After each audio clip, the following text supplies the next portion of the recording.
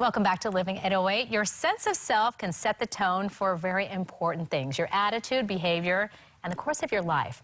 Risa and Edwina are back from Ho'oko LSC with some straight talk about self-esteem. We've talked about self-care, but let's talk about self-esteem and why this is so important. Sure. Self-esteem is the overall value or worth that someone has towards themselves. It's the attitude that they carry about themselves and whether or not you actually like yourself. It's different from a self-concept. Self-concept is the way that we perceive ourselves to be. Self-esteem really has to do about judgment, the judgments we place on ourselves. And self-esteem is so important because it helps us determine the way that we will draw conclusions or make decisions about ourselves. So if we have a positive or a negative self-esteem first, I'll go with, then we will probably do negative things. For example, we'll stay in relationships that are probably toxic. We'll undervalue ourselves. We'll question our worth. We will decide that we're not worthy when we are. Positive sense of self, on the other hand, will help drive decisions that are positive for your overall well-being and health. And that might look like you don't stay in a relationship that you know is not appropriate for you or that's toxic. You take risks and opportunities because you won't blame yourself if it doesn't work out for some reason. You surround yourself with people who are positive and like-minded. And so you can see that there's a drastic difference between a negative sense of self and a positive sense of self. Edwin, I know you love crunching numbers, so give us some of the statistics on self-esteem. Absolutely. So first of all, when someone does suffer from low self-esteem, oftentimes, especially when you're younger, it affects things like your school performances, leads to higher rates of dropouts, as well as violence and even suicide. But primarily, especially for teenage girls, let's just take a look at those stats. 7 out of 10 girls actually view themselves very inadequate and negatively. And unfortunately, I think this is probably primarily due to our culture now these days. Oftentimes, they view themselves by how their body actually looks as well, too.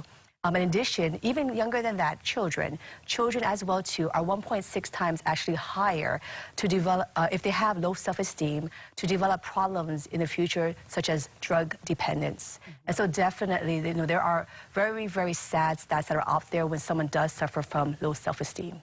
What are some of the elements that contribute to self-esteem?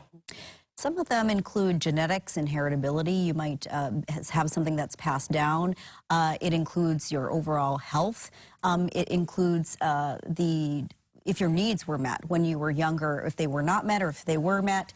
It includes the experiences that you might have, including any type of abuse while you were being raised or in your earlier adult life. It includes your age. It includes the socioeconomic status. Perhaps you were raised in poverty.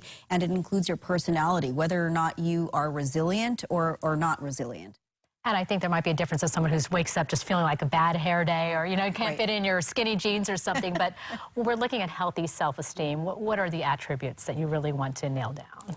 So when someone has a very healthy perspective of themselves and healthy self-esteem, it really exudes in their ability to show and demonstrate confidence within themselves and even outwardly towards other people. Someone who has a good level of self-esteem also has really good boundaries that they can draw around their lives and their relationships. They know their strengths, they're not afraid of their weaknesses, and they're also very aware of what their own needs are as well too. And also sometimes, we have negative events that happen in our life. So someone who has a pretty good, healthy self-esteem and perspective of themselves, even if something were not to go right, they don't look down on themselves or any less. They don't internalize it. They don't think negatively of themselves. They actually take those times to really learn and actually grow from it. Now, if you might be struggling with self-esteem, what do you need to do? Well, you want to be able to work on that with someone who might be able to help you develop assertiveness skills, perhaps work on getting needs met that were not met earlier on in your life, even creating a plan for increasing healthy self-esteem. Our counseling center offers those kinds of services, and folks could call us at 808-375-7712, or they can go on the internet, www.hookollc.com. And maybe go out and do something nice for yourself. Absolutely. Whatever makes you feel better, right? Yes. Great idea. Wonders. Yeah. My unprofessional advice here. I'll leave it to the pros. Thank you. We'll see you next time. Thanks, honey. Thank you, Edwina from Ho'oko LSC.